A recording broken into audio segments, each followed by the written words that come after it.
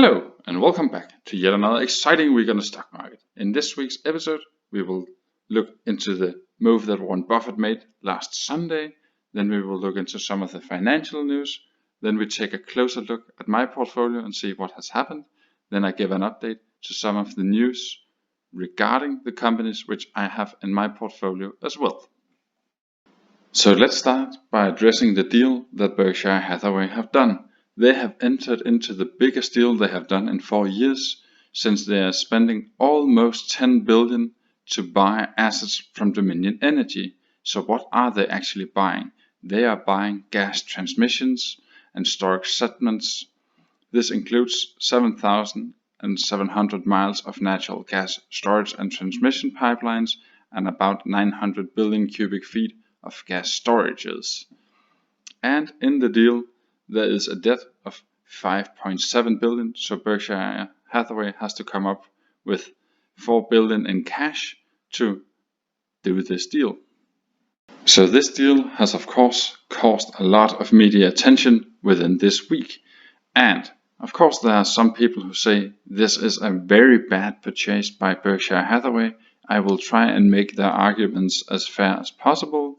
So I will of course include links in the description below to the relevant articles which I have found.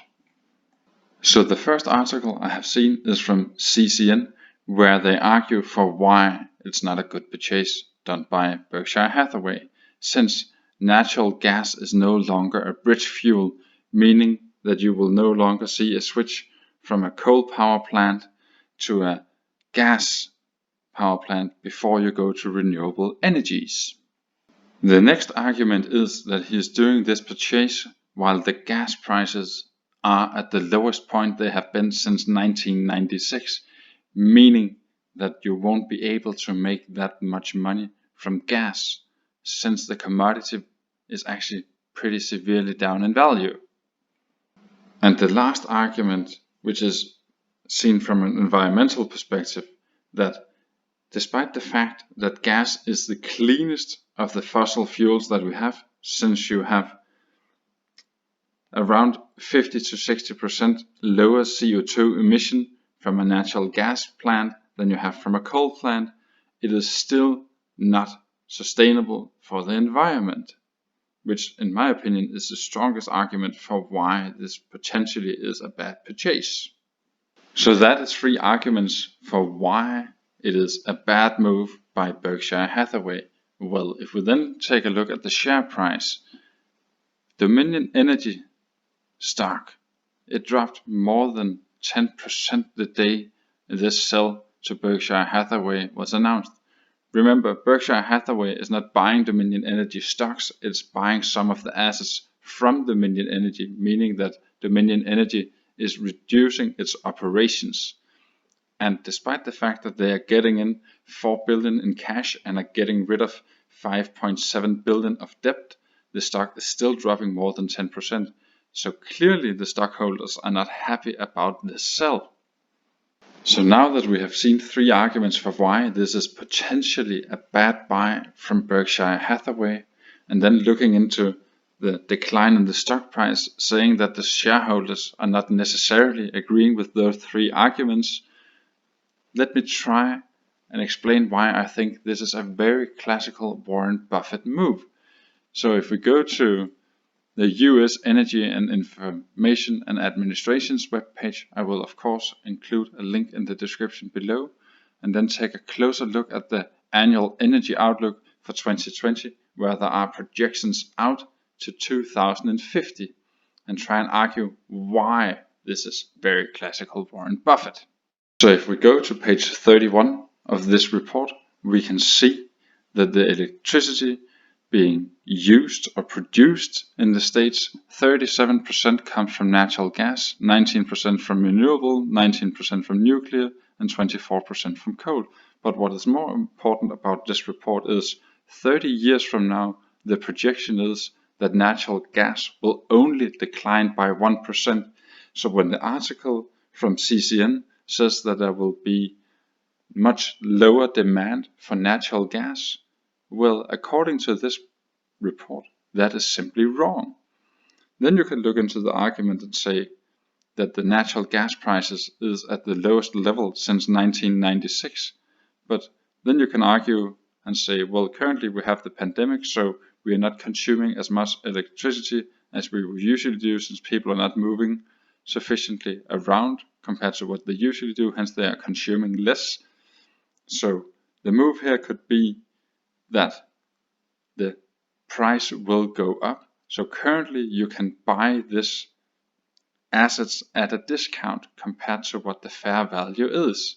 And if you know how Warren Buffett operates, that must be the way that he is thinking, or at least something close to that. So just to illustrate that point more clearly, we know that Berkshire Hathaway has paid $9.7 billion for the assets they have acquired when you take the debt into consideration. How much cash flow those assets will generate, we don't exactly know. We could just see that it was several hundred millions of dollars each year. So I have just tried to list here and say if it is 400 millions that is generated in cash flow, then it will take 24 years before they will actually start making a profit on this deal. But if the earnings on the other hand are $800 million a year, well, then it will only take 12 years before this is a profitable deal. So if we assume the cash flow which is being generated is between 6 and 800, that means that the PE ratio would be between 16 and 12.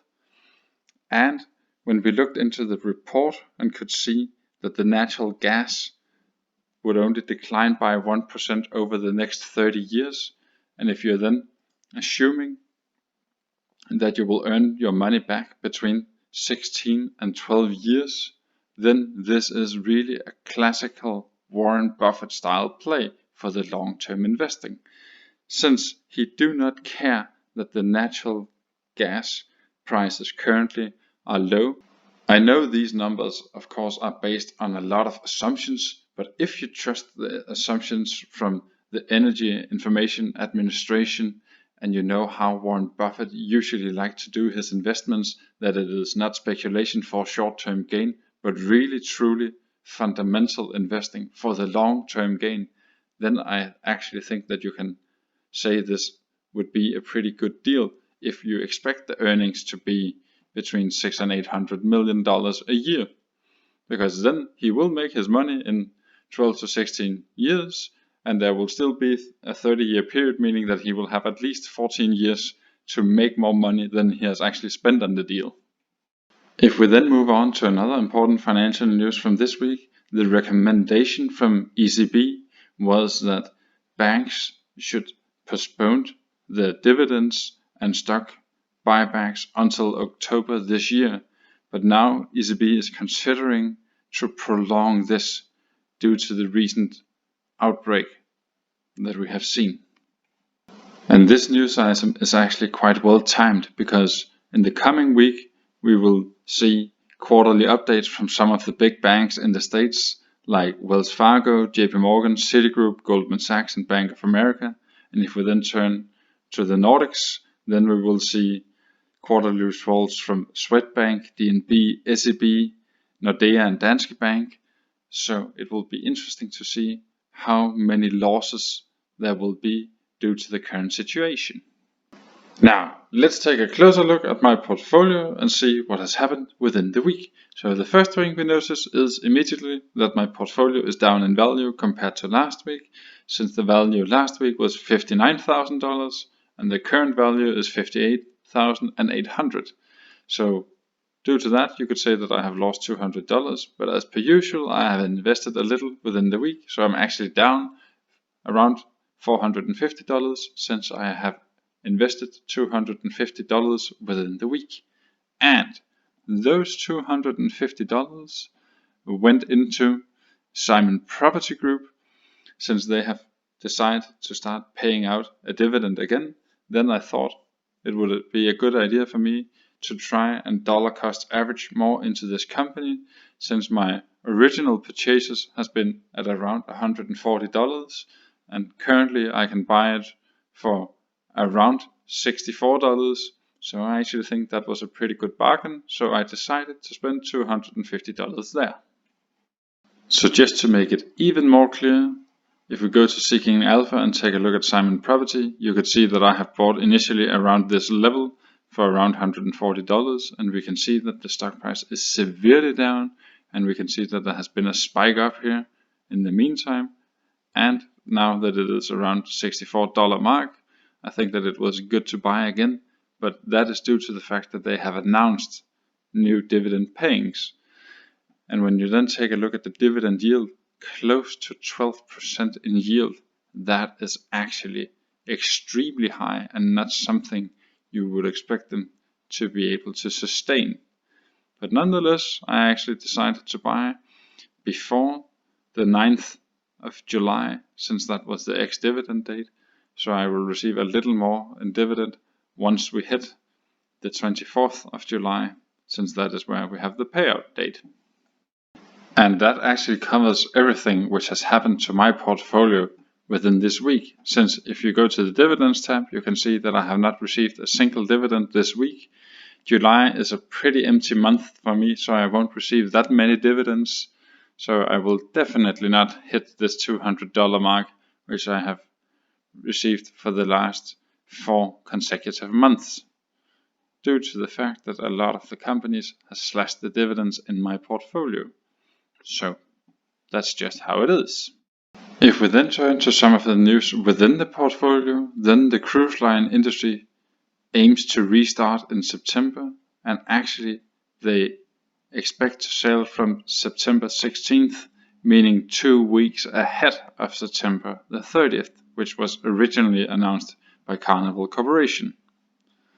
The next news item is also regarding Carnival Corporation. They are securing an additional financing, so they have secured 10 billion more through a series of financing transactions, so they will be capable of surviving for longer. Then the third news item regarding Carnival Corporation is that they have reported their Q2 result, and the revenue is down almost 85%, but it is actually more than 2 million better than expected. And while we are on the subject of securing more liquidity into your company, Realty Income Corp has priced a new tranche of 350 million of senior unsecured notes with a rate of 3.25 due January 15, 2031. And Simon Property Group is also out and securing more liquidity, since they are selling for $2 billion of senior notes in 3 tranches, one of them $500 million with a yield of 3.5% due to September 2025, and then 2 tranches of $750 million, the first one with a rate of 2.65 due to June 2030, and another with a rate of 3.8 with a due date in June 2050. So we can see that there are multiple companies which are securing sufficient liquidity to have the flexibility that they will need in the autumn, or however long this situation will drag on.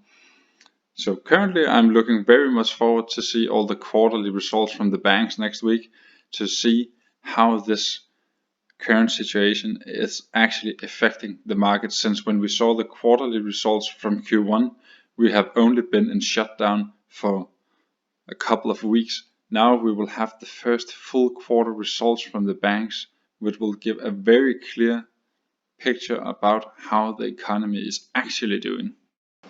So that covered yet another exciting week in the stock market, and I truly believe this was an exciting week. I at least was very excited when I saw Warren Buffett making this purchase of close to $10 billion, since it is the biggest move we have seen in more than 4 years.